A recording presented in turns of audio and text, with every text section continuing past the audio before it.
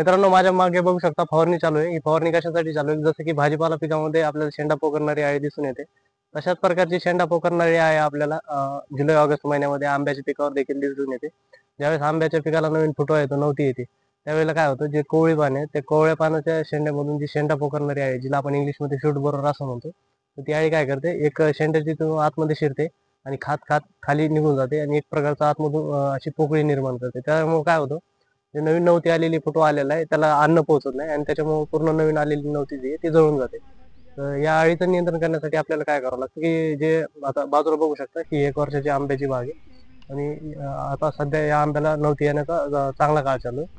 तर या अळीचं नियंत्रण करण्यासाठी आपल्याला काय करावं लागणार आहे, ज्या अळीसाठी आपण कीटकनाशक वापरतो, ज्यामध्ये किनॉल असेल, क्लोरोपायरीफॉस असेल किंवा इतर काही कीटकनाशक असतील, त्यापैकी आपल्याला कोणतंही एक कीटकनाशक आपल्याला तिथं वापरायचं आहे. तर आपण इथं बघू शकतो, आपण इथं क्लोरोपायरीफॉस नावाचं जे कीटकनाशक आहे ते आपण इथं वापरतोय.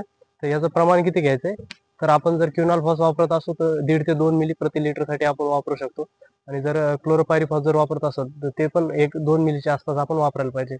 तर आणि वापरते वेळेस आपण काळजी घेतली पाहिजे, की जुलै ऑगस्टमध्ये पावसाळ्याचे दिवस असल्यामुळं पाऊस कधी पण अवेळी येऊ शकतो. त्यामुळं आपण जर एखादं स्टिकर किंवा ॲडज्युव्हंट स्प्रेडर जे बाजारामध्ये मार्केटमध्ये उपलब्ध आहे, ते जर वापरले तर ती फवारणी आपली चांगल्या प्रकारे होऊ शकते आणि अळीवर आपण चांगल्या प्रकारे नियंत्रण मिळवू शकतो. तर ही शेंडा पोखरणारी अळी किंवा इतर काही किडी किंवा रोग असतील याच्याविषयी तुमचे काही जर प्रश्न असतील तर तुम्ही कमेंटमध्ये नक्कीच विचारू शकता. आणि अशाच माहितीसाठी आपल्या चॅनलला नक्की सबस्क्राईब करा आणि जर फेसबुक किंवा इंस्टाग्रामला बघत असाल तर आपल्या पेजला नक्की फॉलो करा. धन्यवाद.